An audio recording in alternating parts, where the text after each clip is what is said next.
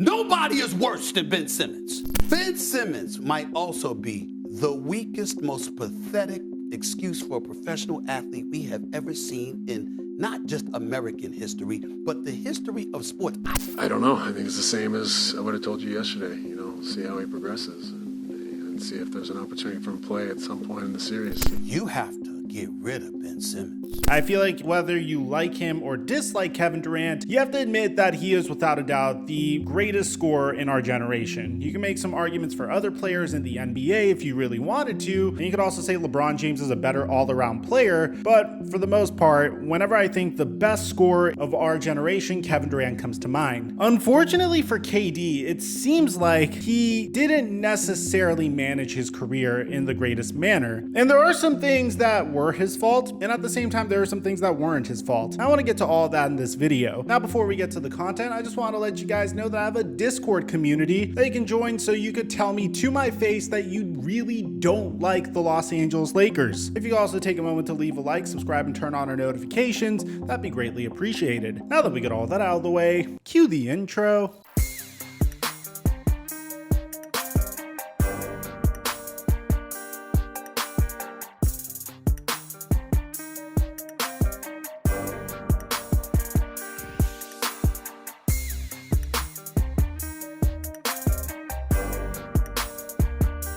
Did you know that one man every hour, every single day gets diagnosed with testicular cancer? Which I know what you might be thinking, that's way down the line, but no, testicular cancer is the most common form of cancer in men that are of the ages of 15 to 35. And I guess what really terrified me about this is when I saw some people my age getting testicular cancer, and I'm just 28 years old, which is why Manscaped partnered with the Testicular Cancer Society to help you take care of your situation down there. And no, I'm not just talking about Manscaped with the remarkable Lawnmower 4.0, but also to remind you to check yourself once a month with easy once a month routine testicular cancer checks, because this could absolutely save your life, which is why I'm wearing this We Save Balls shirt. Get it? And just to serve as a reminder to check yourself for testicular cancer, Manscaped created this limited edition Testicular Cancer Society Lawnmower 4.0. Now this bad boy is an awesome way to support the cause. You can see it comes in this beautiful packaging, shave balls to save balls, comes with the proprietary skin safe technology, and of course the design is significantly sleeker. There's only 10,000 of these that are available for a limited time, and with the launch of the Testicular Cancer Society edition of the Lawnmower 4.0, Manscaped is going to make a $50,000 donation to their longtime partner, the Testicular Cancer Society, to help those impacted by testicular cancer. And right now, when you use my promo code FLIGHT, you get yourself 20% off of the Lawnmower 4.0 Testicular Cancer Society edition while supplies last. That's promo code FLIGHT for 20% off and free shipping at manscaped.com. And thank you, Manscaped, for the sponsorship.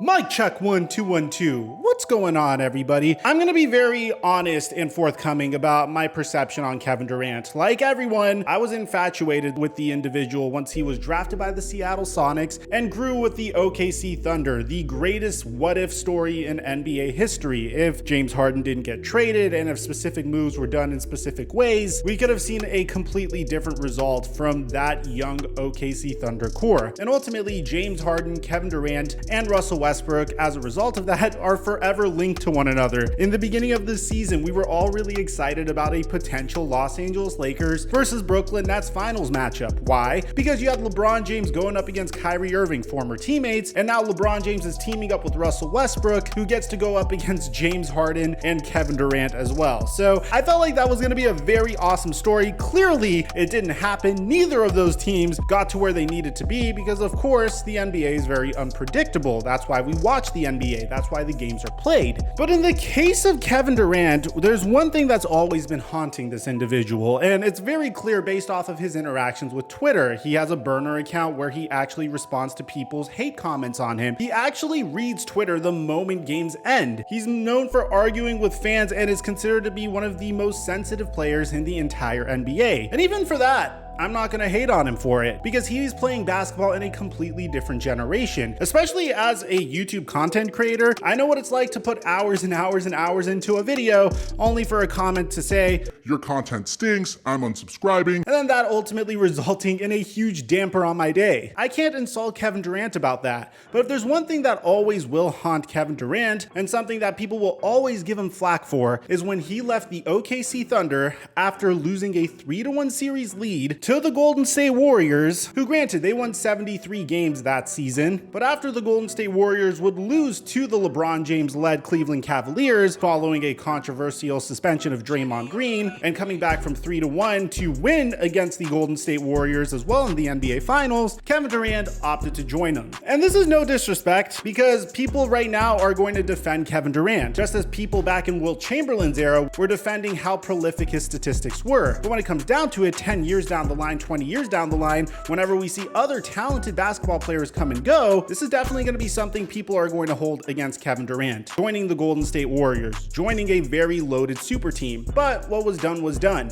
And the Warriors had their own challenges as well. All of those players were known to be injury-prone players, from Steph Curry to Klay Thompson. Obviously, we saw what happened during Kevin Durant's final playoff run with the Golden State Warriors. The wheels were falling off from all the intense playoff games that were played between that Golden State Warriors core. Klay Thompson tore his ACL. Kevin Durant went down swinging, and ultimately a calf strain turned into a torn Achilles when he was facing off against the Toronto Raptors. So to his credit, he put it all out on the line. But unfortunately for Kevin Durant, his next decision was a wasted opportunity, at least in my opinion. You could definitely disagree with me in the comment section, and this isn't anything against Kevin Durant, because at the same time, I could understand the fact that this man watched LeBron James join the Miami Heat 6 years earlier and put himself in a situation to win a championship. I can understand why he would do the same thing if he had a fear of not winning championships throughout his career. But ultimately, Kevin Durant's missed opportunity was after he tore his Achilles, he opted to sign with the Brooklyn Nets. Now, it seemed like the Golden State Warriors were very motivated to sign him to a long-term contract, however much money he wanted, and to continue the dynasty moving forward. But Kevin Durant wanted to carve out his own legacy. He wanted to build his own team. He wanted to embrace the city and be an icon for said city, and he wanted to team up with his buddy Kyrie Irving. So he decided to join the Brooklyn Nets, who were more than happy to mortgage their very promising young team to bring in Kevin Durant and Kyrie Irving. Who wouldn't do that? Any general manager would have done that. But what's really a shame here is when Kevin Durant would come back, nothing would go according to plan between KD and Kyrie. The team started out as a very deep team with Kevin Durant, Kyrie Irving, Karis LeVert, Jarrett Allen, Joe Harris, and they were my personal pick to win the NBA Finals. I didn't think they really needed anything else. I mean, I'm a huge believer in get yourself 2 stars and give them as much depth as humanly possible. That way, if one player gets injured, you could easily have the next man come up. And ironically enough, that became the Brooklyn Nets' weakness. You had James Harden getting traded to the Brooklyn Nets, and ultimately, the Nets had to give up 3 first-round picks, 4 first-round pick swaps, Karis LeVert, Taurean Prince, and Jarrett Allen. And then things continued to not go according to plan. Yeah, that Brooklyn Nets trio played 16 games together in totality, primarily because either Kevin Durant would get injured, James Harden was dealing with a hamstring injury and wasn't the James Harden of old, or Kyrie Irving had some sort of drama going on off of the court. Whether that was him not wanting to get vaccinated, him dealing with an unfortunate injury that occurred to him during the NBA playoffs last year, etc. Meanwhile, the Golden State Warriors were taking a completely different path. Klay Thompson was supposed to come back last year. Unfortunately, he tore his Achilles literally right before the NBA draft. The Golden State Warriors opted to draft James Wiseman instead of LaMelo Ball and committed to Klay Thompson moving forward. And this is where I say this decision isn't Kevin Durant's fault, because how is he supposed to know that this was going to happen? There is some parallel universe where Kevin Durant decides to stay with the Golden State Warriors, be that because they have a world-class training staff, not really caring about the fact that Draymond Green told him that they were able to win here without him prior to his arrival, and with him not feeling insecure about the fact that this was a team built around Steph Curry and not necessarily so much around him, and he becomes a true Golden State Warriors legend, as if he already wasn't a beloved figure in Golden State for helping them win the championships that they won with him. But imagine a world where instead of the Golden State Warriors absolutely bottoming out with all their core pieces being down, trading D'Angelo Russell for Andrew Wiggins, eventually climbing their way back up to relevance and where they are today. But instead of that happening, you have Steph Curry and Kevin Durant trying to carry the load and carry the Golden State Warriors to the top of the Western Conference. Do you think the Golden State Warriors would have been capable of emerging from the Western Conference with a team built around Steph Curry and Kevin Durant last year, sans Klay Thompson while he's recovering? In my opinion, I feel like at the very minimum, they'll make it to the NBA Finals to face off against the Milwaukee Bucks. What happens in the NBA Finals is a different story for a different day. But what's unfortunate for Kevin Durant is he missed out on that opportunity. An opportunity to say, hey, if it wasn't for me joining the Golden State Warriors, we would not have been relevant this past year, with just me and Steph Curry carrying the load. Instead, he decided to join the Brooklyn Nets, try to make his own team with Kyrie Irving and James Harden. It didn't work out. They traded James Harden for Ben Simmons. Ben Simmons was supposed to be the knight in shining armor. He was supposed to be the guy that came back right in time for the NBA playoffs and locked down their opponent's best offensive player, or at least slow him down. And ultimately, the man couldn't even come back for that. I'm not going to hate on an individual just because he has a back injury, because I don't know the specifics of his injury. But all I could say is, it's not necessarily the greatest look for Ben Simmons if he was supposed to come back and be the saving grace for the Brooklyn Nets. And ultimately, once the Brooklyn Nets go down 3-0, we find out very shortly after that Ben Simmons is not going to return for Game 4. Very careful that disappointed doesn't get taken out of context. I'm of course we're all disappointed. We would love to see Ben on the floor with our teammates, but I don't want it to be taken that I'm disappointed in Ben or anything like that. No,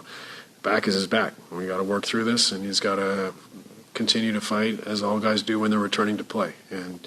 But yeah, of course, we'd love to see Ben with our guys. Now, I said this in many videos in the past. I don't even think if Ben Simmons was to return, it would make a big difference. I mean, you're talking about a guy that hasn't played basketball in almost a year at this point. You're talking about a guy that doesn't have conditioning, has brand new teammates that he needs to get acclimated to. And the very first game he ends up playing is intense playoff basketball. So I don't think it would have made a difference. But at the very minimum, if he made it onto the court, say if you do have a back injury, which I'm not saying go in and play intense basketball with a back injury, but Anthony Davis had a horrific groin injury last year for the Los Angeles Lakers, and he still at least pushed himself to play in that final game against the Phoenix Suns, and obviously he couldn't do it. He pushed himself to his absolute limit just so he could convey to his teammates that he's there for them and he's going to do whatever it takes to try to put them in a situation where they could compete. But when you look at Ben Simmons' situation, it seems like he just got onto the court. At least the language of this tweet is him getting back onto the court and then saying, oh, my back is sore the next day, so I'm not going to risk it and I'm not going to play basketball. I mean, if you check in for 5 minutes or you check in for 10 minutes in Game 4 and you end up feeling sore or you feel like you cannot do it, and then you ask your coach to take you out, I'm sure all of your teammates and all of your fans would respect you for at least making an effort. But in this instance, it seems like Kevin Durant is hell-bent on redeeming his legacy, on trying to prove that he could win a championship with a team that was built around him. But unfortunately for him, it seems like the teammates that he chose aren't necessarily as dedicated to that ideology as he is. There's quotes of Kyrie Irving saying that he and his family are set up for generations to come, which he is right. They are set up for generational wealth thanks to Kyrie Irving's talent. And that seems to come up a lot nowadays. Whenever a player is challenged for their talent, it seems like they keep bringing up the fact that they're set up for life with the millions and millions of dollars that the NBA has paid them. And Ben Simmons' body language is kind of giving me the same type of impression. Ultimately, this isn't to bag on Kevin Durant, because how is he supposed to know that this was going to be what ended up happening? He wanted to team up with his best friend and try to win a championship. He didn't think that Kyrie Irving would have all of this off-the-court drama. He didn't think that there'd be unfair vaccine mandates placed on him. How is he supposed to know that James Harden was going to deal with the hamstring? How is he supposed to know that James Harden wouldn't be able to tolerate what's going on in Brooklyn and demand a trade? How is he supposed to know that Ben Simmons wasn't going to come back from an injury to help the Brooklyn Nets out on time? He wasn't. It's just an unfortunate decision that could have gone either way, and he ended up choosing the wrong decision. And ultimately, that might haunt him for the rest of his career. Let me know in the comment section down below what you guys think about all this. Aside from that, I'm your boy Mike, and I'm dropping our mic until our next upload.